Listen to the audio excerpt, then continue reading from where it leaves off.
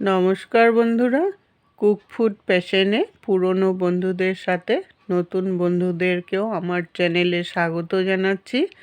আজ আমি বেগুনের একটা দুর্দান্ত রেসিপি নিয়ে আসছি। এই বেগুনের রেসিপিটা খাওয়ার পর আপনারা বুঝতেই পারবেন না এটা বেগুন পোড়া খাচ্ছেন না কি খাচ্ছেন। রেসিপিটি যদি ভালো লাগে লাইক দিয়ে সবার সাথে শেয়ার করে দিবেন। আসুন তাহলে দেখে নিই আমার বেগুনের রেসিপিটা। বেগুনের রেসিপিটা বানানোর জন্য দুটো মিডিয়াম সাইজের বেগুনকে আমি ছোট ছোট করে কেটে নিয়েছি। আর বেগুনগুলো কিন্তু ধুয়েও নিয়েছি। পিসগুলো একদম এরকম ছোট ছোট করবেন, তাহলে রেসিপিটা বানাতে সুবিধা হবে। আর বেগুন পোড়া খেতে হলে আমরা সাধারণত গোল গোল মোটা বেগুনগুলোকেই নিই, কিন্তু এই রেসিপিটা বানাতে হলে যে কোনো বেগুন দিয়ে আপনি বানাতে পারবেন। মোটা পাতলা যে কোনো বেগুন দিয়েই কিন্তু এই রেসিপিটা বানানো যাবে। টেস্ট কিন্তু একই হবে। এখন কড়াই বসিয়ে 2 চামচ সরষের তেল দিয়ে দিলাম। সরষের তেল দিয়ে রেসিপিটাকে বানাবেন, তাহলে খেতে কিন্তু খুব ভালো লাগে।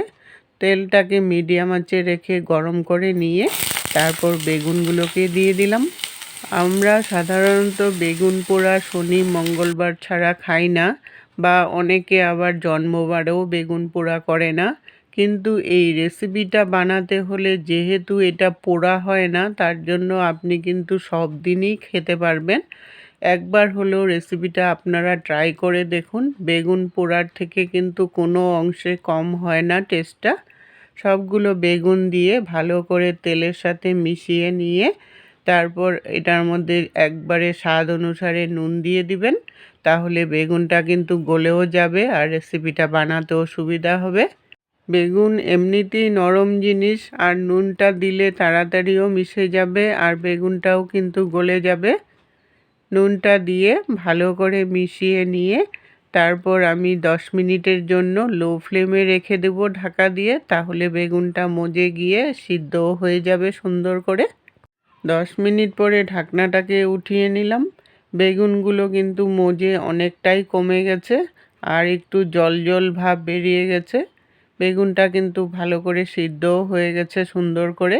এখন খন্তাটা দিয়ে এটাকে মিশিয়ে নেব। এই মিশানোটা যত ভালো করে করবেন রেসিপিটা খেতে কিন্তু ততটাই ভালো হবে। আপনারা খন্তা দিয়ে যদি অসুবিধা মনে করেন তাহলে হাতা দিয়েও করতে পারেন। হাতা দিয়ে করলে কিন্তু ভালো করে মিশবে। যতটা পারবেন এই গরম থাকা অবস্থাতেই মিশিয়ে নিতে লাগবে, তাহলে কিন্তু সুন্দর করে মিশে যাবে। ঠান্ডা হলে একটু মেশাতে অসুবিধা হয়ে যাবে, দানা দানা ভাব থেকে যাবে, হয়তো বেগুনটা ভালো করে নাও মিশতে পারে। এই জন্য এই সময় যতটা পারবেন মেশাতে থাকবেন আর একটু মিডিয়াম আঁচে রেখে এটাকে ছড়িয়ে ছড়িয়ে শুকাতে থাকবেন। এইটা যত ভালো করে শুকনো শুকনো করবেন রেসিপিটা খেতে কিন্তু ততটাই টেস্ট হবে। বেগুনগুলো যখন মেশানো হয়ে গেল তখন ছড়িয়ে ছড়িয়ে আরও 5-7 মিনিটের মতো শুকিয়ে নিতে হবে। যখন দেখবেন কড়াইয়ের গায়ে লেগে লেগে যাচ্ছে, একদম শুকনো শুকনো হয়ে যাচ্ছে, তখন নামিয়ে একটু ঠান্ডা করে নিতে হবে। বেগুনগুলো একটু ঠান্ডা করে বাটির মধ্যে নামিয়ে নিয়েছি। এখনও কিন্তু পুরোপুরি ঠান্ডা হয়নি, একটু গরম ভাব আছে। এই সময় একটু যদি দানা দানা ভাব থাকে তাই ওইটাও চটকিয়ে এইভাবে করে মিশিয়ে দিবেন, তাহলে খেতে কিন্তু খুব ভালো লাগবে। সবটা বেগুন এইভাবে করে মেখে নিলাম। তারপর একটু নুন দিয়ে দিলাম। আমার নুনটা একটু কম হয়েছিল তাই একটু নুন দিলাম।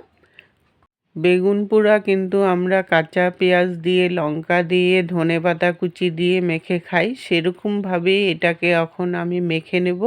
একটা মিডিয়াম সাইজের পেঁয়াজকে কুচি করে নিয়েছি, আর ঝালটা 3টা কাঁচা লঙ্কা কুচি করে নিয়েছি, আর ধনেপাতা কুচি দিয়ে দিলাম।